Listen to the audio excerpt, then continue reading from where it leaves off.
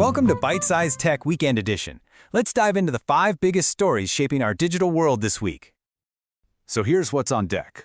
We'll kick things off with a big reality check for the AI boom. Then we'll look at Google's controversial new policies. After that, we'll explore the future of wearables.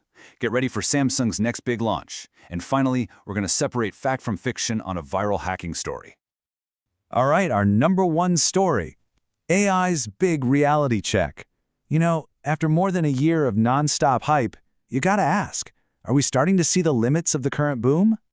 It really seems like the cracks are beginning to appear, and it's not just users who are noticing. Even tech insiders are sounding the alarm. Take this from former Google CEO Eric Schmidt, who says he worries that Silicon Valley has gotten so obsessed with achieving artificial general intelligence, or AGI, that it's completely alienating the general public in the process. And this slide really shows you the huge gap between the hype and the reality.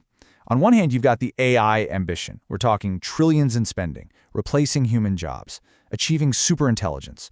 But on the other hand, the reality on the ground is, well, it's hiring freezes at Meta, buggy launches like GPT-5, and just this really widespread skepticism from the public. A perfect example of this is OpenAI's recent rollout of GPT-5. I mean, users were met with a buggy, inconsistent platform. There were widespread connection failures, an unreliable API for developers, and a voice mode that just didn't work for a lot of people. The new personality was even described as cold and clinical. The backlash was so bad that OpenAI actually had to bring back the older GPT-4 for its paid users. That is a major stumble for an industry leader. And while some companies are stumbling, others are just doubling down on AI to cut their costs. TikTok, for example, is laying off hundreds of human content moderators. The plan is to rely even more heavily on its AI, which, get this, already handles a staggering 85% of content removals. So here's the crucial point. Companies are betting the farm on AI, but the technology's readiness for these kinds of critical tasks is facing some really intense scrutiny.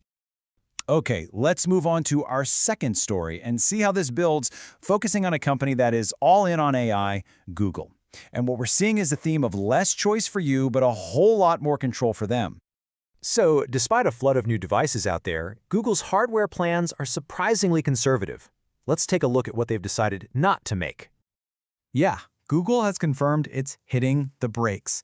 There are no plans for a Pixel flip phone, no smart ring, not even a new Pixel tablet. A Google VP, Shaquille Barkott, pretty much admitted that supporting new product lines is, in his own words, already pretty painful. But okay, while they're simplifying their hardware lineup, they're also taking more control over the devices you already own. This is a big one. On the Pixel 10, there's a controversial new feature called Battery Health Assistance. It automatically reduces your phone's battery capacity after only 200 charge cycles. Google says this is to prolong its long-term health, but here's the catch. You can't turn it off. So why is this such a big deal? Well, this table really tells the story. A Google Pixel battery is rated for about 1,000 charging cycles before it really starts to degrade. Now compare that to OnePlus or Oppo at 1,600 cycles or Samsung at 2,000. So this context helps explain why Google might want this feature, but the lack of user choice, well, that's what's sparking the whole debate. For our third story, we're looking past the phone in your pocket and onto the tech on your body, because wearables are getting a whole lot smarter. The big story here is that the wearables market is being totally revitalized. You've got generative AI making these devices more intelligent, you have new form factors like smart glasses and smart rings that are really poised for growth, and it's all being driven by some seriously advanced health sensors. And a central piece of this puzzle is a technology called AI object recognition. Basically, this is what allows devices like AR glasses to identify, label, and give you real-time information about whatever you're looking at. It's turning them from a cool novelty into a real utility. So how does it all work? Well, first, computer vision captures the world around you. Next, natural language processing, or NLP, turns all that data into useful summaries. Then, Edge AI processes that information right there on the device, so it's super fast. And finally, the AR display projects all of it as an overlay right into your view. And it's not just about glasses. You have dedicated AI hardware shrinking like crazy. There's a voice recorder called the Plod Note Pro that's as thin as a credit card and uses AI to transcribe meetings. And smart rings like the Oura Ring have gotten so accurate at health tracking that the U.S. Department of Defense is actually using them to monitor service member readiness. So tech is literally moving from our pockets onto our bodies, trying to make AI a seamless part of our world. Now, speaking of new form factors, our fourth story looks ahead to a big product launch from Samsung. Go ahead and mark your calendars for September 4th. That's the day Samsung confirmed for its next Unpacked event, where we fully expect to see the new Galaxy Tab S11 series. But what's the real surprise going to be? Well, while new tablets are nice, the biggest buzz is all about a completely new device. Rumors are just swirling that Samsung is going to unveil a tri-fold phone, something that could expand into a bigger tablet-like screen. This just shows that even as the smartphone market matures, Samsung is still betting big on pushing the boundaries of hardware.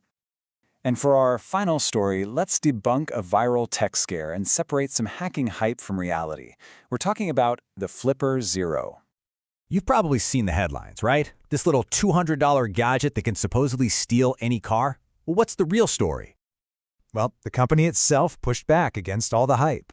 In their official statement, Flipper Devices said, "We are not aware of any officially confirmed cases of theft using a Flipper Zero." So here's what it can and can't do. Yes, it can exploit some older security systems to gain entry into certain cars. But here's the important part. What it can't do is start the engine of modern cars.